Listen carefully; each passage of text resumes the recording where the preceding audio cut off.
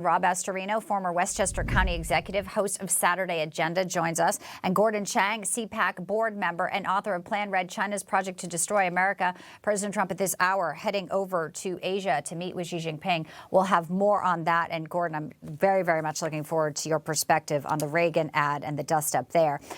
First off, though, so now we have the shutdown. It is the Schumer shutdown. Democrats have blocked a bill that would pay federal workers, active duty military. We're coming into next Tuesday, where they missed their first paycheck. You know, Rob, we did see a couple Democrats break and vote with Republicans, Warnock, Ossoff, and Fetterman, but it does seem like they're now going to try and use this tariff issue to continue to distract from the issue, which is they shut the government down and people aren't getting paid. No, and that I don't think there's any end in sight right now. I think they're going to play this through the elections to see what happens in Virginia, to see what happens in New Jersey, even Pennsylvania with the Supreme Court. They want to see what their base does, if their base is still energized, because they are playing to the base, and the base is salivating over this. And, you know, and the public is confused. They have no idea. That half of them blame Trump or the Republicans, so they have no idea. So right now, I don't think they're paying a big price yet.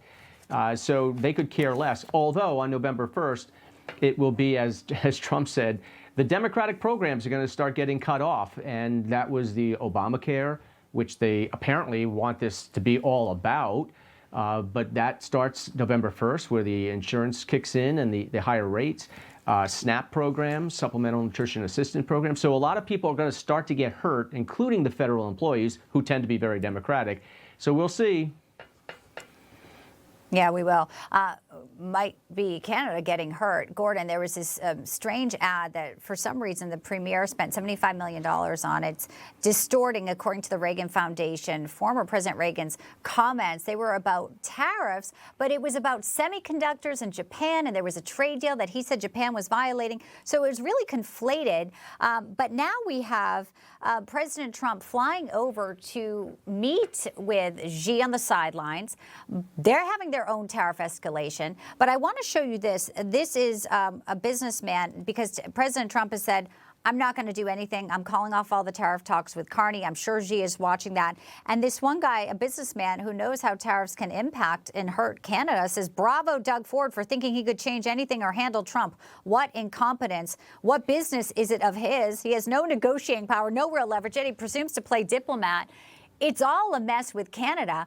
Do you think this is something that Xi will pay attention to as well, since President Trump has made it very clear, I'm not going to talk to Canada, so Xi really has to make a deal when they meet this week? Well, first of all, the Chinese have not confirmed that they're meeting with President Trump on the 30th. The White House has announced it. I think the Chinese actually will show up, but that remains to be seen.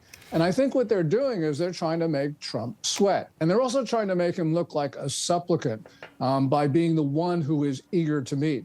So this is feeding into Chinese arrogance right now. And the other thing the Chinese are probably looking at is they believe that it is smarter for President Trump to sort of line up his friends and allies before going on to China.